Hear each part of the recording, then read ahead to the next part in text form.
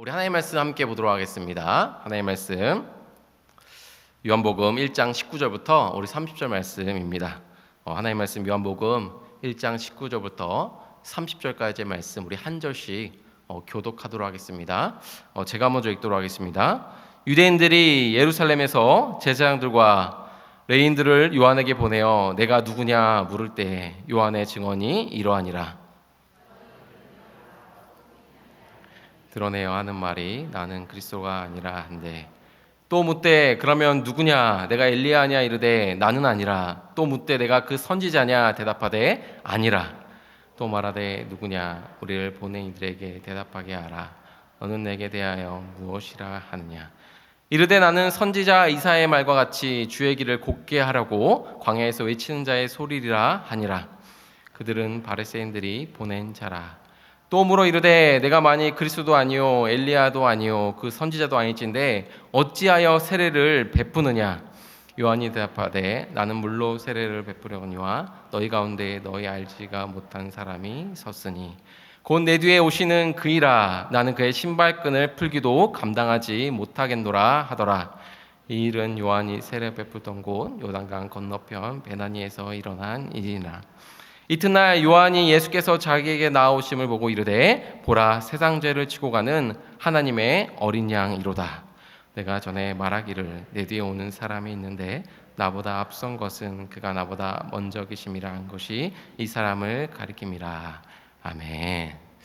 오늘 예배 자리에 오신 성도님들 가운데 정말 하나님의 은혜가 충만하시기를 간절히 소망합니다.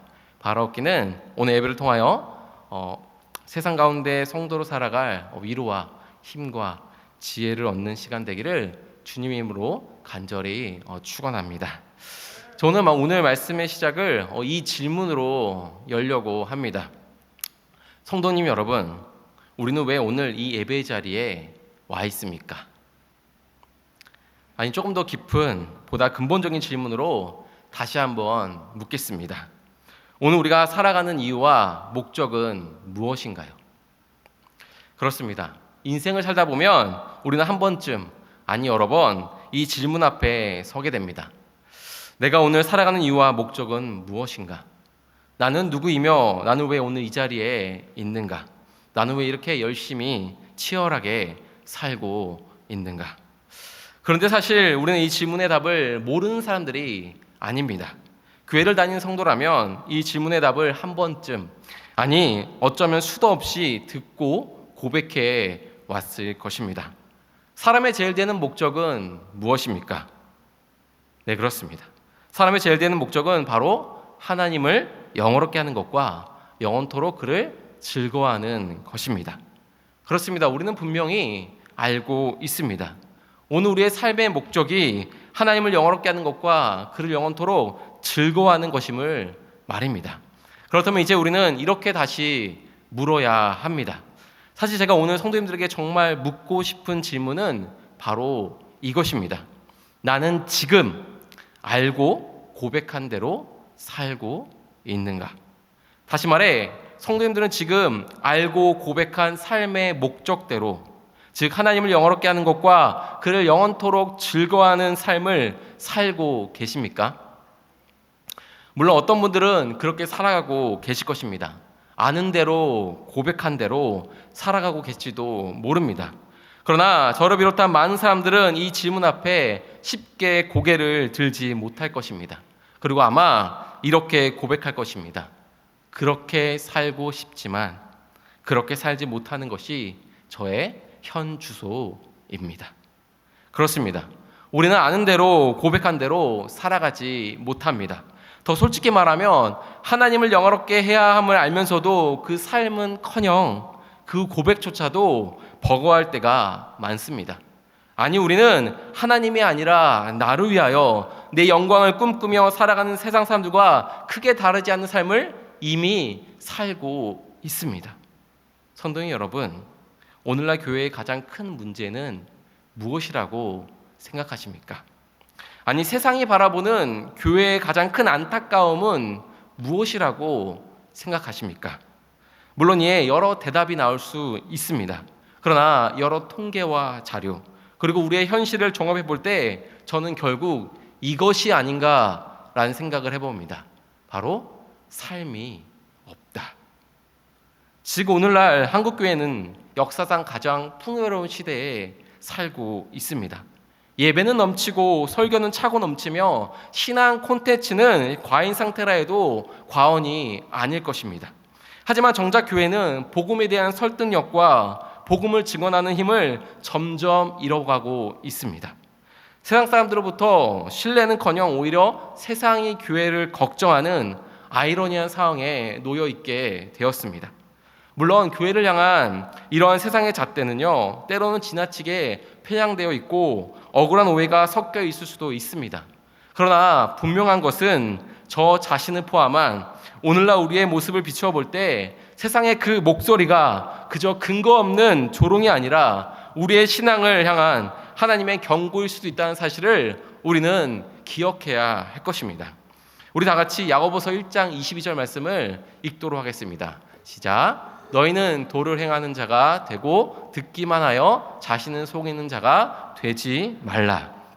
성도님 여러분, 야고보서의 이 말씀은요, 교회 밖 사람들에게 하시는 말씀이 아닙니다.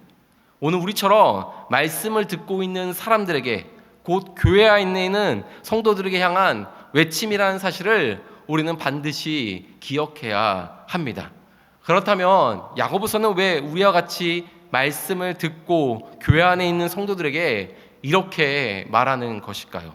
바로 듣기만 하는 신앙이야말로 오히려 더 위험한 신앙 상태에 빠질 수 있기 때문입니다. 즉 우리는 예배에 참석하고 말씀을 듣는 것만으로 내 신앙이 괜찮다라고 생각합니다. 그리고 더 많이 참석하고 더 많이 말씀을 들을수록 꽤 잘하고 있다라고 여기기도 합니다. 맞습니다. 예배에 참석하고 말씀을 듣는다는 것은 너무나 귀한 모습입니다. 신앙생활의 중요한 본질을 잘 지키고 있는 것입니다. 하지만 예배를 드린 후에도 삶에 아무런 변화가 없다면, 듣는 말씀이 삶으로 이어지지 못한다면 이야기는 달라집니다. 다시 말해 우리가 말씀을 듣기만 하고 삶으로 살아내지 못한다면 결국 스스로 속이는 자가 되고 만다는 것입니다. 마치 자신이 신앙생활을 잘하고 있는 것처럼 착각 속에 빠져 살아가게 된다는 것입니다. 실제는 매우 위험한 상태인데도 말입니다. 그래서 야고보서는요, 단호하고도 분명하게 이렇게 말합니다. 야고보서 2장 26절입니다. 영혼 없는 몸이 죽은 것 같이 행함이 없는 믿음은 죽은 것이라.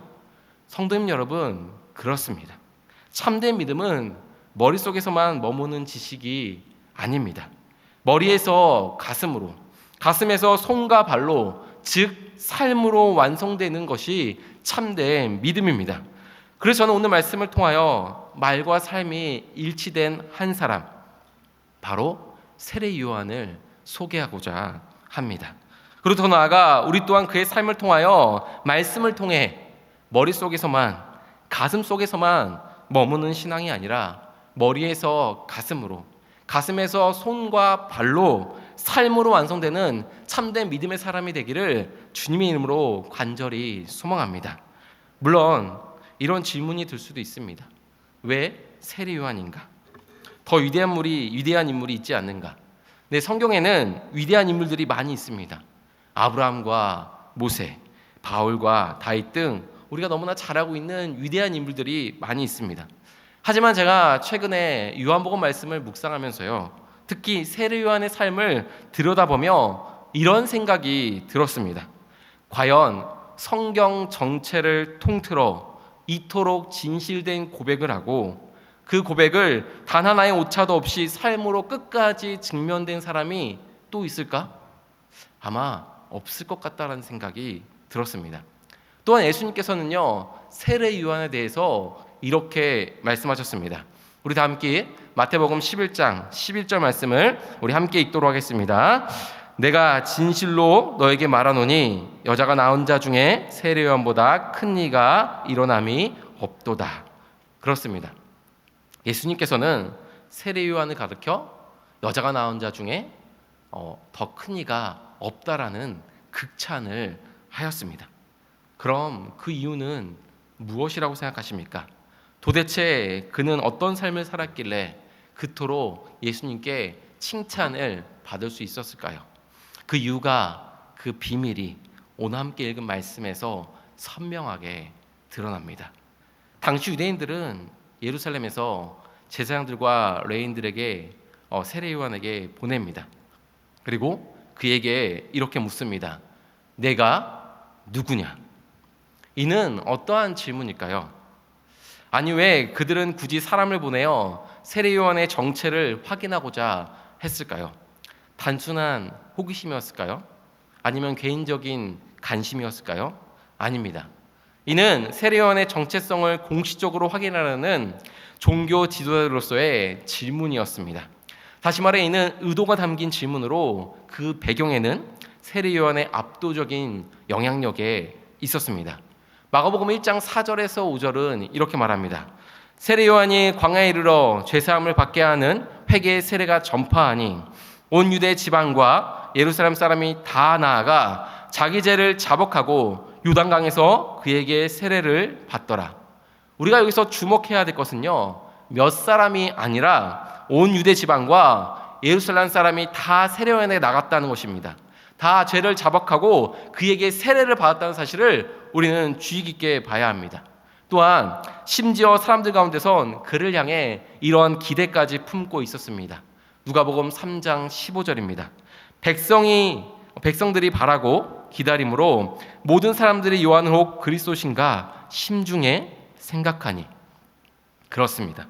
당시 세례 요한의 등장은요, 로마의 압제 아래서 구원자를 갈망하던 백성들에게 가슴 벅찬 사건이었습니다. 모든 사람들이 혹시 구원자가 오신 것 아닐까? 우리가 그토록 기다리던 그리스도가 오신 것이 아닐까라고 생각할 정도로 엄청난 기대와 설렘이었습니다. 아니, 어쩌면 세례 요한은 모든 백성의 마음을 이미 사로잡은 명실상부한 당대 최고의 지도자 반열에 오를 뿐만 아니라 그들에게 엄청난 영향을 끼친 인물이었습니다.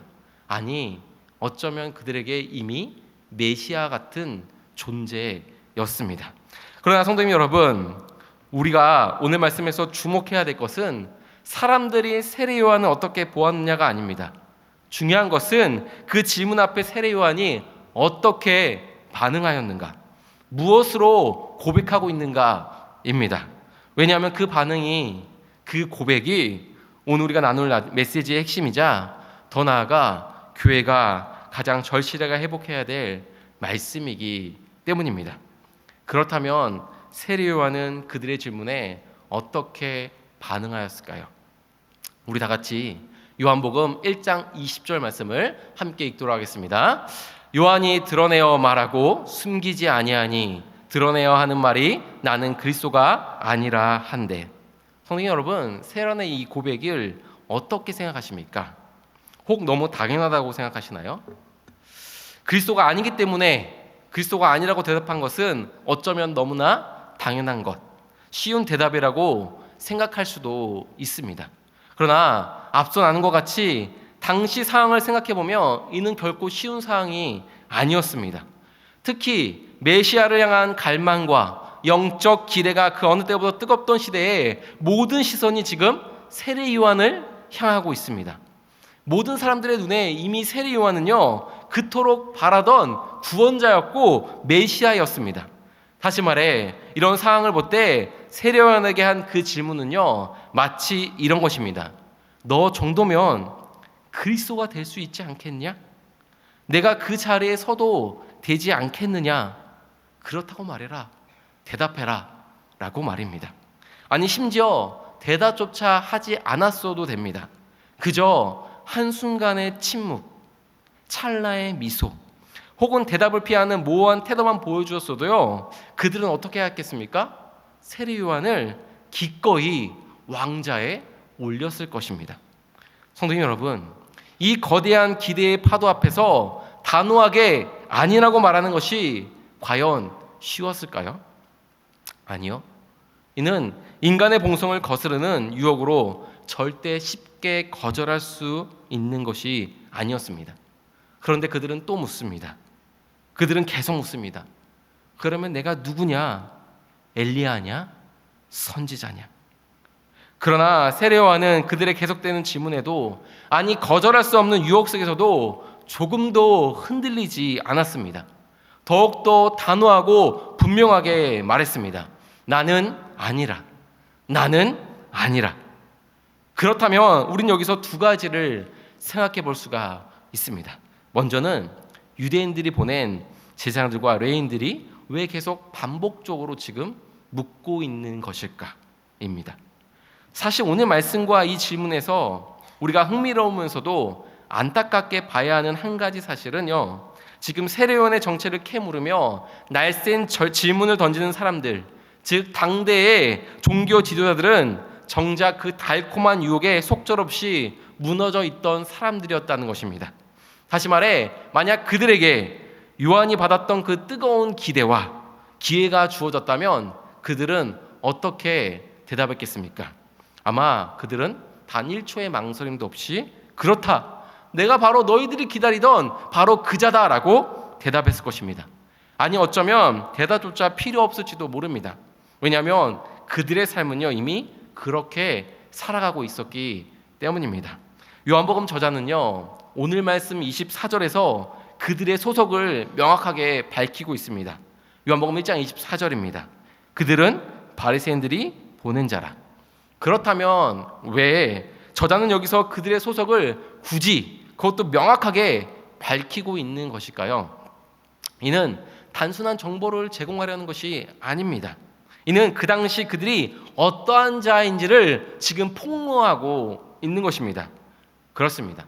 그 당시 바리새인들은 당시 유대 사회에서 가장 경건해 보이는 자들이었습니다. 율법을 누구보다 철저히 지키고 거룩한 삶을 강조하며 메시아를 가장 열심히 기다린다고 스스로 주장하던 분파였습니다. 그러나 아이러니하게도 복음서에서 바리새인들은요 예수님께 책망을 가장 많은 받은 사람들입니다. 마태복음 23장 27절은 이렇게 말합니다. 화 있을진저 외식하는 서기관들과 바리새인들여, 회칠한 무덤 같으니 겉으로는 아름답게 보이나 그 안에는 죽은 사람의 뼈와 모든 더러운 곳이 가득하도다. 그렇습니다. 그들은 회칠한 무덤 같았습니다. 즉 그들의 겉모습은 아름답게 보일지 몰라도 그 안에는 모든 더러운 것이 가득하였습니다. 실제로 그들의 입으로는요 하나님의 영광을 말했지만 삶으로는 철저히 자신의 영광을 추구하고 있었습니다. 길 어귀에 서서 거룩한 문장으로 기도했지만 그 기도의 목적은 하나님이 아니라 사람들의 시선이었습니다.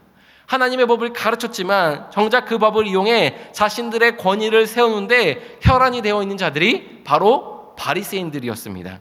즉 그들이 지금 세례요한에게 던지고 있는 질문 역시 단순한 호기심이 아니라 확인이 아니었습니다. 자신의 자리를 지키기 위한 경계였고 위기감이었습니다. 그래서 실제로 그들은 요한에게 아니라는 말을 듣고 실망, 아니 안도하였습니다. 왜냐하면 요한이 두려워할 대상도 아닌, 경쟁할 대상도 아닌 것을 확인하였기 때문입니다. 그래서 그들은 이어 요한에게 다소 무시하며 잘못을 추궁하는 질문을 합니다. 아무것도 아닌 주제에 네가 왜 세례를 베푸느냐라고 말합니다. 그런데 이는 그 당시 종교 지도들만에 해당되는 이야기일까요? 네, 그렇습니다. 이것이 바로 두 번째 질문입니다. 만약 성도님들이라면 어떻게 하셨을까요? 정말 단호하게 아니라고 거절할 수 있었을까요?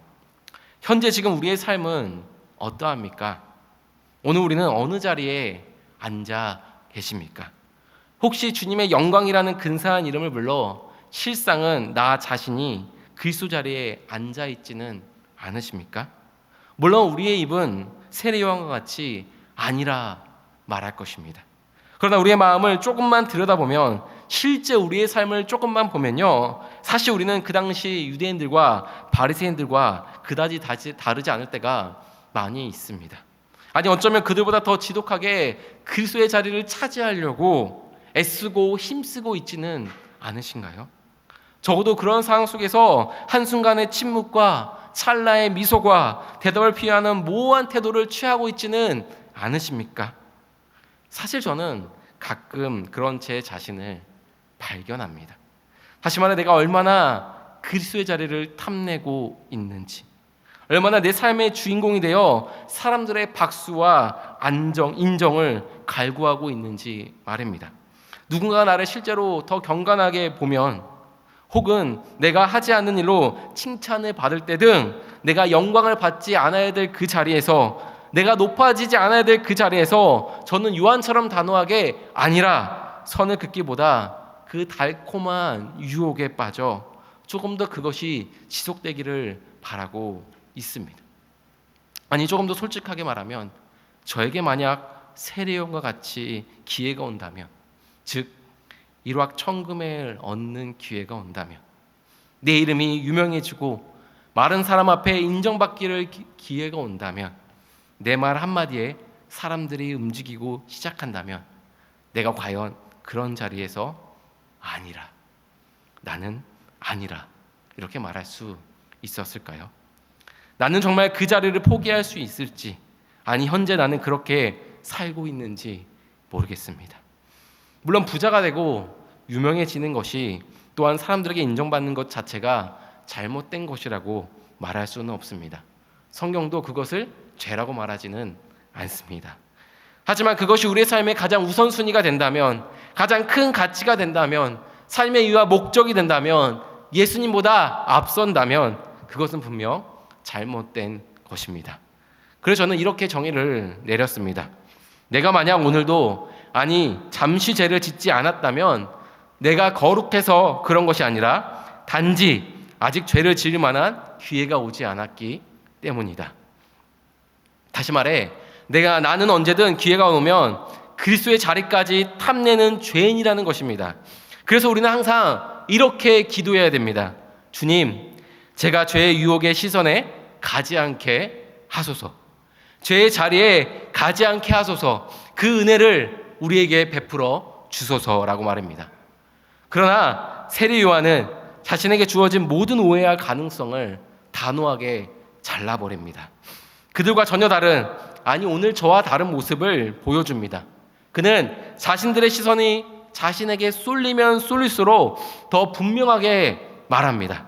나는 아니라.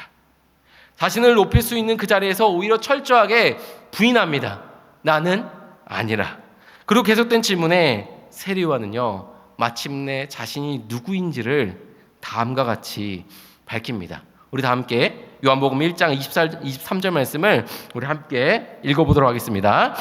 이르되 나는 선지자 이사야의 말과 같이 주의 길을 곧게 하려고 광야에서 외치는 자의 소리라 하니라. 우선 세례 요한의 이 고백은요, 하나님의 말씀 이사야 예언에 근거한 고백이었습니다. 즉 요한은요, 언제나 하나님의 말씀 안에서 자신을 정의했던 사람입니다. 그리고 여기에서 광야는요, 유대 광야, 요단강 근처 등 실제 세례 요한이 사역했던 장소를 가리키기도 하지만 단순한 지리적 공간을 넘어서는 의미를 말하고 있는 것입니다. 다시 말해 여기서 광야는요, 모든 것이 비워지는 자리, 인간의 힘과 자랑이 철저히 완벽히 무너지는 자리를 뜻하고 있습니다.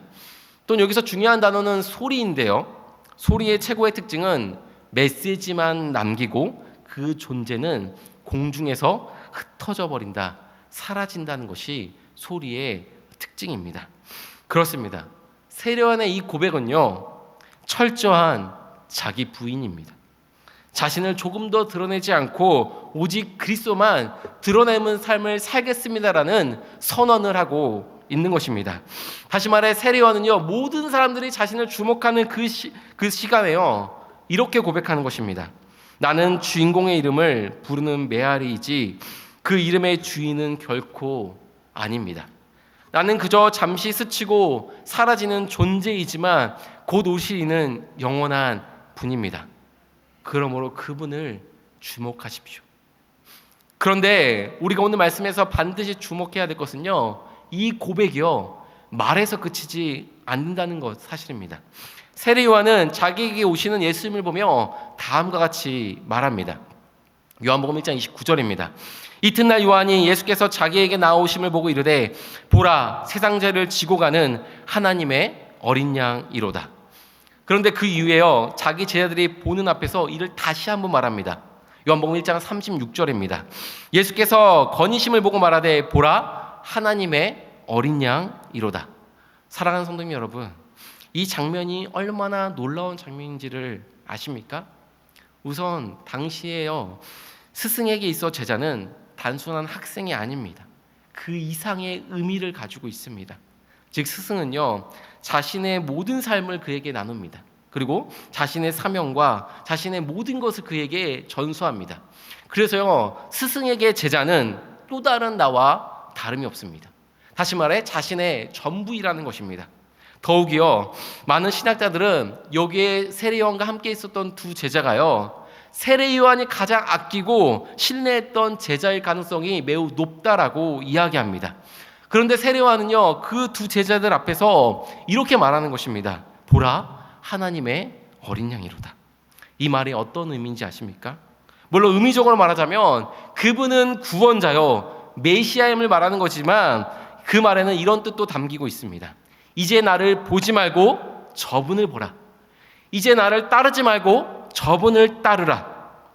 그리고 실제로 그 두 제자는요 예수님을 따릅니다. 요한복음 1장 37절입니다. 두 제자가 그의 말을 듣고 예수를 따르거늘. 그렇습니다. 세례 요한은 자신이 가장 아끼고 신뢰했던 두 제자, 자신의 전부라고 할 수 있는 그 두 제를 예수님께 기꺼이 내어 드린 것입니다. 그리고 그 이후에도요 세례 요한의 모습은 변하지 않습니다. 한결같음을 볼 수가 있습니다. 요한복음 3장 26절입니다.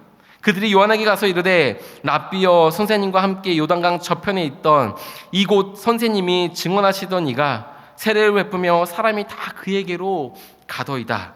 이를 쉽게 말하면요 요한을 따르던 모든 사람들이 이제 다 예수님에게 간다라는 것입니다. 이제 당신의 영역이 점점점 사라지고 있습니다 라고 말하는 것입니다.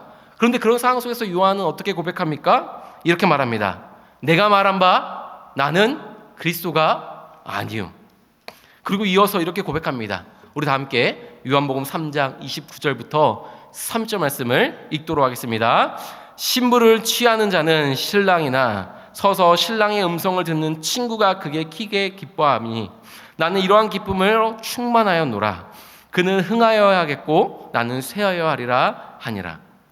사랑하는 성도 여러분, 여기서 세례 요한은요 자신을 가리켜 신랑이라 말하지 않습니다. 그는 자신을 신랑의 친구라고 부릅니다. 당시 유대의 결혼식에서 신랑의 친구는요 단순한 하객이 아니었습니다. 그는 신랑과 신부를 연결해주고 결혼식이 무사히 치러질 수 있도록 모든 준비를 도맡으며 마침내 신랑이 신부의 방에 들어가는 것을 확인한 뒤에 기쁨으로 물러나는 조력자였습니다. 그렇습니다. 세례 요한의 고백과 그의 삶은 어떠한 상황과 환경 속에서도 인간의 본성을 거스리는 엄청난 유혹 속에서도 심지어 죽음 앞에서도 항상 똑같았습니다. 결코 그리스도의 자리를 탐내지 않았습니다. 자신의 자리를 알았고 그 자리에서 고백했고 그 고백대로 살았습니다. 나는 아니라 나는 그리스도가 아니라 나는 그리스도가 아니라 광야에서 외치는 자의 소리이다. 나는 그리스도가 아니라 그의 신발끈을 풀기도 감당하지 못하노라. 나는 그리스도가 아니라 그리스도의 친구이다. 그는 흥하여야겠고 나는 쇠하여야 하리라. 그렇습니다. 진실한 고백과 그 진실한 고백에 조금의 오차도 없는 합당한 삶을 살았던 삶, 그가 바로 세례 요한의 삶이었습니다. 그렇다면 우리는 마지막으로 이렇게 질문할 수 있습니다. 그렇다면 우리는 왜 이렇게 살아야 하는가? 다시 말해 성경은요 왜 이렇게 말과 삶의 일치를 강조하고 있는 것일까? 저는 이 질문에 대한 답을 생각하다가 오히려 이러한 질문이 생각났습니다. 만약 예수님께서 십자가에서 죽으시지 않으셨다면 어떠하였을까? 다시 말해 예수님께서 십자가에 대해 아무리 많이 말씀하셨다 하더라도 그것을 실제 삶으로 살아내지 않았다면 어떠하였을까? 과연 오늘날 기독교가 존재할 수 있었을까? 단연컨대 아닐 것입니다. 그에 대해 사도 바울은 이렇게 말합니다. 우리 다 함께 고린도전서 15장 14절 말씀을 함께 읽도록 하겠습니다. 그리스도께서 만일 다시 살아나지 못하셨다면 우리가 전파하는 것도 헛것이요 또 너희 믿음도 헛것이며. 여기서 바울은요 헛것이라는 단어를 2번이나 반복합니다. 이것은 단순히 쓸모없다는 뜻이 아닙니다. 속이 텅 비어있다라는 것입니다. 겉은 멀쩡하나 알맹이가 없는 쭉정이와 같다라는 의미를 가지고 있습니다. 즉 바울의 논리는 이런 것입니다. 십자가에 죽음이 없다면 부활도 없고, 부활이 없다면 복음에는 능력이 없으며, 복음의 능력이 없다면 우리의 믿음은 실제로 아무것도 바뀌지 못한다. 그리고 사도 바울은 여기서 한 걸음 더 나아가 이렇게 말합니다. 우리 고린도전서 15장 17절 말씀도 함께 읽도록 하겠습니다. 그리스도께서 다시 살아나신 일이 없으면 너희의 믿음도 헛되고 너희가 여전히 죄 가운데 있을 것이요. 이는 만약 부활이 없다면 오늘 우리는 여전히 죄라는 거대한 늪에 빠진 채 죽어가고 있는 존재일 뿐이라는 것입니다. 스스로의 힘으로는 단 한 발자국도 빠져나올 수 없는 절대적인 고립과 영원한 절망 속에서 갇힌 상태에 있었다는 것입니다. 다시 말해 그 어떠한 희망도 찾을 수 없고 아무런 소망도 없는 상태가 되었을 것이라는 것입니다. 그러나 예수 그리스도께서 십자가에서 실제로 죽으시고 부활하셨기에, 그리고 그 부활 있기에 복음에는 능력이 있습니다. 우리는 죄 가운데서 건지심을 받았고 절대적인 고립과 영원한 절망 상태가 아니라 참된 소망과 평안의 자리로 옮겨졌습니다. 믿으십니까? 그렇다면 오늘 우리의 모습은 어떠합니까? 정말 우리에게 소망이 있습니까? 어떠한 상황 가운데서 흔들리지 않는 평안을 우리는 붙들고 살아가고 있습니까? 물론 예배를 드리는 이 순간만큼은 마음이 뜨거워질 수도 있습니다. 그러나 예배당 문을 나가는 그 순간부터, 그 찰나부터 우리의 마음은 다시 요동치기 시작합니다. 차가운 세상의 공기가 우리를 덮치는 순간 평안이 무너집니다. 내일부터 다시 시작될 숨막히는 업무, 좀처럼 풀리지 않는 관계의 문제, 항상 시달리는 재정의 문제 등 끊임없이 우리를 위협하는 생존의 두려움 앞에서 우리가 붙들었던 평안은 신기루처럼 사라져버립니다. 그렇다면 그 이유는 무엇일까요? 불안 있는 신앙에는 분명 복음의 능력이 있고 그 능력은 평안을 준다고 하는데 왜 우리는 여전히 두려움과 불안 속에서 살아가고 있는 것일까요? 그 이유는 우리가 교회 안에서는 성도라 부르지만 세상 밖에서는 누구보다 치열한 생존자로 살아가기 때문입니다. 내가 죽어야 산다는 기독교의 역사를 머리로는 잘 알고 있지만 정작 세상의 질서 앞에서는 내가 죽으면 모든 것이 끝날 것 같은 두려움에 사로잡히기 때문입니다. 결국 우리는 세상과 똑같은 이런저런 이유로 불안해하고 세상과 똑같은 가치를 얻기 위해 아등바등 살아가고 있기 때문은 아닐까요? 즉 우리의 입술은 십자가를 말하지만 우리의 삶에는 여전히 십자가가 없기 때문입니다. 우리의 입술에는 예수님의 부활을 고백하지만 우리의 삶에는 예수님의 부활이 없기 때문입니다. 그렇습니다. 오늘 우리가 말로만 대답하는 것이 아니라 왜 삶으로도 대답해야 됩니까? 그것은 무엇보다 성경이 말하는 참 성도의 삶입니다. 즉 믿음은 입술의 고백을 넘어 삶의 증명으로 나아가기 때문입니다.